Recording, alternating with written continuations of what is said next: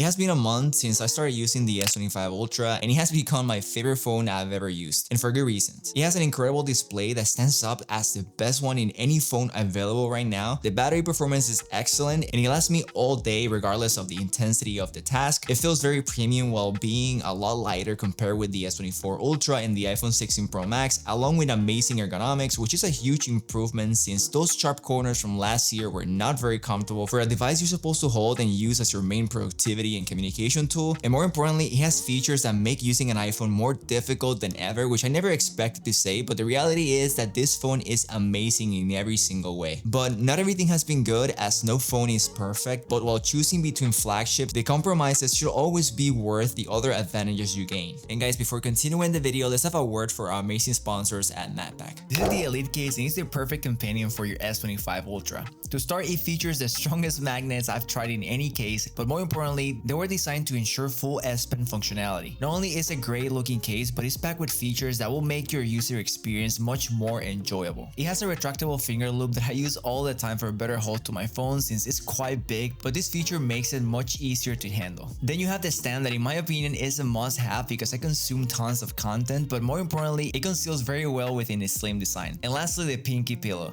I know how it sounds and you may think you don't need it, but once you try it, you can't go back. The Elite case is also customizable, so you can add color accents to make your own. I personally love the black and yellow, but there's many options to choose from. If you're interested in trying anything from MagBak, use the link in the description below or use my code Christian15 for 15% off. And thank you MagBak for sponsoring this video. For example, one of the things, guys, that I've experienced so far that it has been so great is that the auto brightness in this phone is leaning always more towards like team tones. When I use it, especially when I'm outside and I come back into my house or any building, I start seeing that the auto brightness just pushes everything a little bit too dark, which is not an issue with my iPhone. It happens more often than I will want in this phone, but it's not a super deal breaker, you know, like I can always adjust it manually, and I've been doing that recently. And the only good thing about it is that at least when it's bedtime, it's so low in brightness, I think it goes below 1 nit, that it doesn't bother my eyes at all, and it's a lot more comfortable to use when the lights are out, way more than my iPhone, which is something that I really appreciate from this phone. I don't know if it's something that'll be fixed later because I had this same issue in my S24 Ultra, but we'll see. Social media optimization is another hot topic as well, because for some people that have been using Android for a very long time don't really notice these things because they're used to how it's optimized. But for me, coming from iPhone, I realized that some apps are simply not well optimized for Android use. For instance, I got this weird bug that limited the amount of posts I could see on my feed,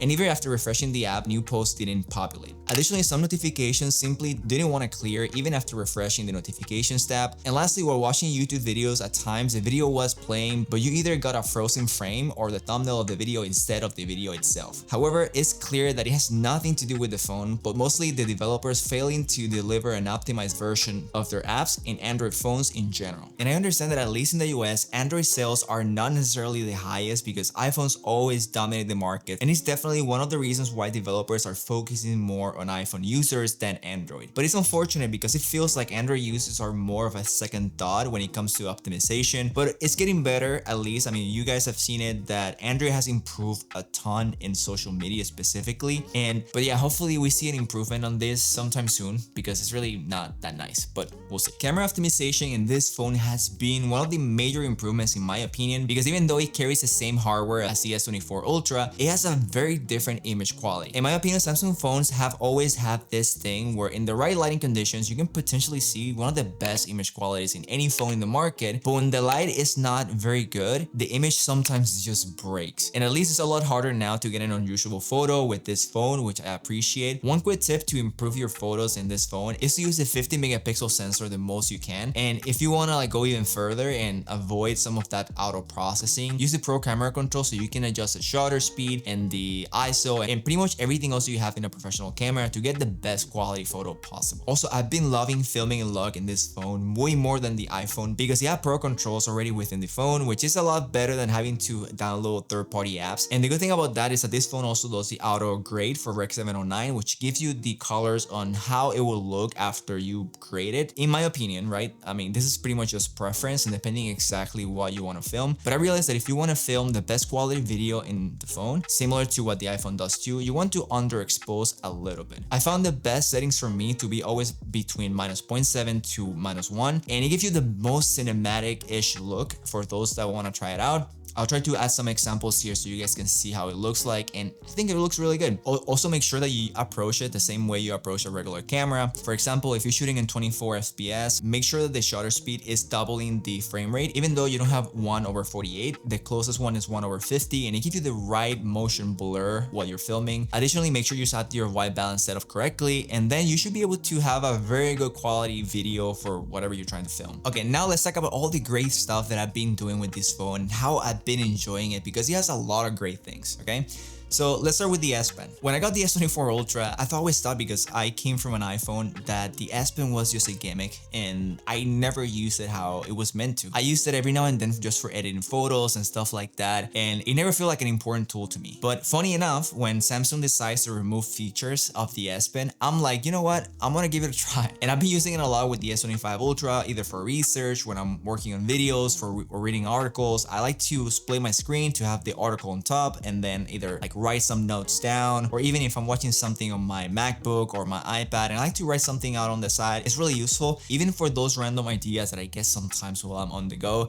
I pull my pen real quick, I write something down. It always helps me to develop something cool for my videos. And now that we're missing features is when I actually find it more useful than ever. But now the best aspect of this phone is that I can use it for fun and to work without the need for supplementation with a secondary device. As to me, it feels like a very complete experience. It's comparable to having an iPad, but as a phone. With everything, it makes both special. The speakers of the S25 Ultra were also a very good surprise, as for the first time ever, I preferred these speakers over what Apple offers in the iPhone. They're very loud without sacrificing sound quality, turning them into my go-to device for listening music or watching movies. Even the Galaxy Buds 3 Pro sound great, but I'm not sure which one I prefer if I compare them with the AirPods Pro. Although one thing I can say, and is that the Galaxy Buds 3 Pro have a better fit on my ears, and for that reason alone, I think I like them better, but Apple was a clear inspiration in this design. Now let's talk about performance, and as expected from the Snapdragon 8 Elite chip, it hasn't been anything short of amazing. But to put it in better words, it doesn't matter if you want to play a very demanding game with all the settings set to max, edit a big batch of raw photos, edit videos for social media, or manage multiple windows, the S25 Ultra can do it all without big detriments to its performance or the battery, which is a big thing this year, especially after Samsung decided to keep the same battery as the S24 Ultra. But thanks to the incredible efficiency of this chip, it still lasts longer than my iPhone 16 Pro Max. This chip is so good to the point that it outperforms my iPhone 16 Pro Max in every high-performing task. This is the same even when navigating each device, as the iPhone has slower animation speeds at the S24 Ultra, and One UI 7 makes the whole experience smoother than ever. But the animation speeds can be quite customizable on the S25 Ultra, so it may not be a fair comparison if I'm being honest with you. Talking about performance can be a little bit tricky when comparing such amazing phones, because in reality, both are great, and only if you truly know what you're looking at, you can really experience the difference. To most people, and this is the truth, this type of performance comparisons aren't truly important because it won't bring any true value to them. But a month and a half later, and I still think this is my favorite phone I've tried in a while. Everything from the way it looks, how it performs, and the flexibility I have when it comes to customization to make it work best for me. However, the AI hype fades away very quickly as I use Gemini and my writing tools on my daily, but the now brief hasn't changed much, and I know it will, but when is the question. The S25 Ultra wasn't necessarily the biggest change if you compare it with the S24 Ultra, but for someone like me, an Apple user, it's the refined experience I was looking for in an Android device. It's to me easily the phone of the year. But yeah guys, I hope that you enjoyed the video, and I'll see you guys on the next one.